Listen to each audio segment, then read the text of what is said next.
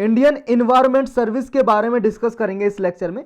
ये recently news में इसलिए है, सुप्रीम कोर्ट ने सेंट्रल गवर्नमेंट से कहा है कि वो Indian environmental service all India level पे क्रिएट करे, बनाए, एस्टेब्लिश करे, क्योंकि अभी तक ऐसी कोई सर्विस नहीं है ऑल इंडिया लेवल तक।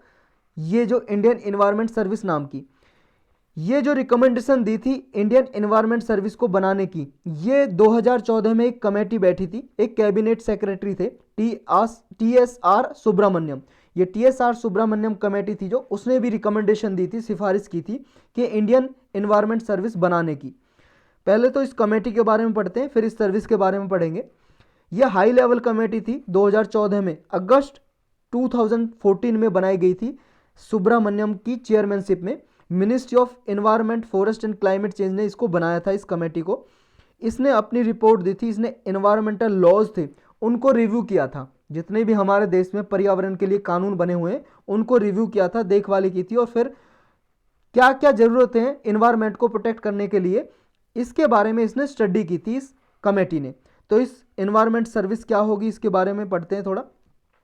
एक एक्सपर्ट ग्रुप होगा जो क्वासी गवर्नमेंटल सेक्टर के लिए काम करेगा, यानी कि इन्वायरमेंटल मैटर हैं जितने भी पर्यावरण से रिलेटेड उनके लिए काम करेगी ये इंडियन इन्वायरमेंट सर्विस। देखो जैसे ऑल इंडिया लेवल पे IAS है, इंडियन एडमिनिस्ट्रेटिव सर्विस, IPS है, इंडियन पुलिस सर्विस, इसी तरह से क्रिएट की जाएगी, जिसका एक एग्ज़ाम होगा और एग्ज़ाम होने के बाद ऑल इंडिया लेवल पे काम करेंगे, ऐसा भी कहा है। आगे क्या होगा वो देखेंगे।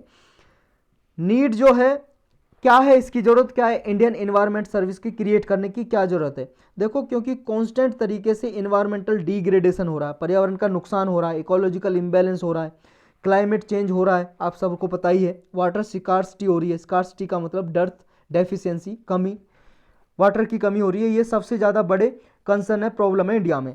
और जो सिटीजन है बहुत सारी इन्वायरमेंटल इश्यू फेस कर रहे हैं, जैसे एयर पॉल्यूशन बहुत ज़्यादा बढ़ रहा है, वाटर पॉल्यूशन बढ़ रहा है, और non eradication of solid waste, garbage. ये सॉलिड वेस्ट और जो गार्बेज कूड़ा करकट होता है ये पूरा इकट्ठा रहता है रोड पे या ऐसे पब्लिक प्लेस पे बहुत ज़्यादा, जिसकी वजह से और ज़्यादा ये नेचुरल जो इन्वायरमेंट है वो पॉल्यूटेड हो जाता है।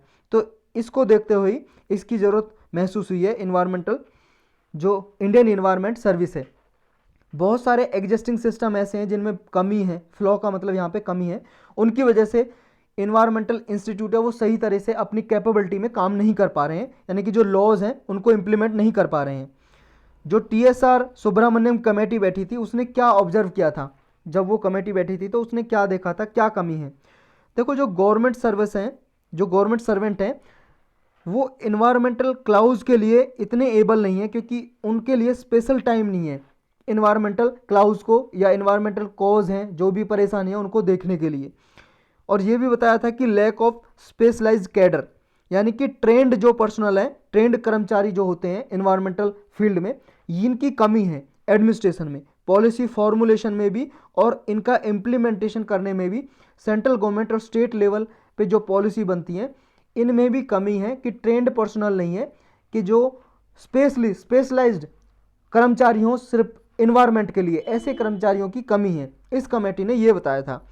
तो इंडिया के पास देखो स्ट्रॉन्ग इन्वायरमेंट पॉलिसी तो है ऑलरेडी, वैसे इन्वायरमेंट को बचाने के लिए बहुत सारे एक्ट हैं, जैसे इंडियन ये वाइल्ड लाइफ प्रोटेक्शन एक्ट है 1972 का, इन और भी बहुत सारे वाटर पॉल्यूशन एक्ट है, एयर पॉल्यूशन एक्ट है, बहुत सारे एक्ट बनाए हुए हैं, कानून बने हुए हैं, लेकिन उनका वीक इम्प्लीमेंटेशन होने की वजह से ये इन्वायरमेंट को सुरक्षित नहीं किया जा रहा। और कई बार ये बहुत सारे कंजर्वेशन एक्सपर्ट हैं या जुडिशियरी है, कोर्ट वगैरह, सुप्रीम कोर्ट, हाई कोर्ट, उन्होंने बहुत बार क्रिटिसाइज किया है वीक इम्प्लीमेंटेशन को, यानी कि सही तरीके से कानून को लागू नहीं किया जाता, ये कमी बताई है इंडिया में। इसका कोई नो इफेक्टिव कोऑर्डिनेशन भी देखने को नहीं मिलता, जैसे बहुत सारी मिनिस्ट्रीज़ हैं, उन मिनिस्ट्रीज़ में या इंस्टीट्यूशन में आपस में ही कोऑर्डिनेशन नहीं है, सहयोग नहीं है कि जो इन्वायरमेंटल कंसर्न को सही तरीके से उसे, यानी कि इन्वायरमेंटल जो भी परेशानियां हैं, प्रॉब्लम है, सही तरीके से उनको एड्रेस कर सके, निपटा सके। इसके लिए क्या कमी है, मेन कमी है ये कोऑर्डिनेशन की, एक ये पॉइंट भी इसमें हाईलाइट किया है। अगर इन्वायरमेंट जो है ये service, Indian environment service create कर दी जाए तो क्या क्या चुनौतियां होंगी, क्या क्या चैलेंजेस होंगे।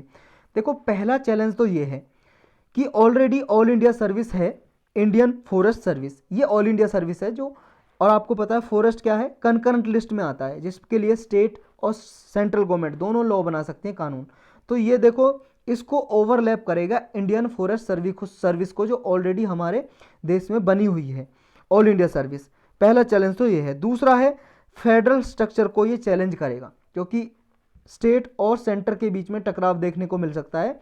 संघवाद के जो स्ट्रक्चर है हमारे इंडिया का, उसके लिए एक चुनौती है, चैलेंज है इंडियन इन्वायरमेंट सर्विस। तो वे फॉरवर्ड में क्या हो सकता है, आगे सॉल्यूशन क्या हो सकता है इसका? देखो इन्वायरमेंट जो कंसर्न है, परेशानियां हैं, ये जर्नलिस्ट अप्रोच से सही नहीं होंगे। इनके लिए क्या है, मोर स्पेशलाइज्ड अप्रोच चाहिए।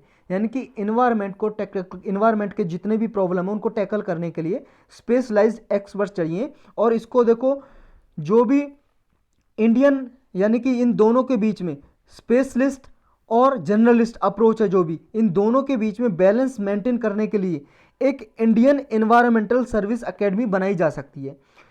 इसके बनाने का मकसद क्या होना चाहिए कि ऑफिसर को ट्रेन किया जाए, उन्हें ट्रेनिंग दी जाए, ताकि वो एनवायरमेंटल जो लॉ हैं सही तरीके से इन्फोर्स कर सकें, यानी कि उन्हें लागू कर सकें, मेंटेन कर सकें लॉज को। जितने भी पर्यावरण से रिलेटेड लॉज हैं, कानून हैं, उनको सही तरीके से लागू किया जा सके, इम्प्लीमेंट किया जा सके।